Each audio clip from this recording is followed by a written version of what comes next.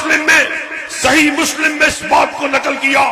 हजरत सौबान रजी अल्लाह तआला अन्हु इरशाद फरमाते हैं, आकाए कायनात की खिदमत में एक यहूदी आलिम आया, उसने आपको पुकारा, अस्सलाम अलैका या मुहम्मदा। हजरत सौबान फरमाते हैं, मैं पास खड़ा था, उस यहूदी को इस जोर से धक्का दिया, करीब था वो जमीन पे गिर जाता।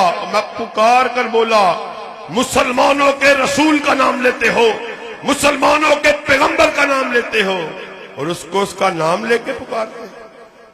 हमारी गैरत इस बात को गवारा भी नहीं करती कि हमारे रहबर, हमारे रहनुमा का तुम उसको उसका नाम लेके पुकारो, कोई साबका, कोई दरूद, कोई सलामती भी नहीं देती।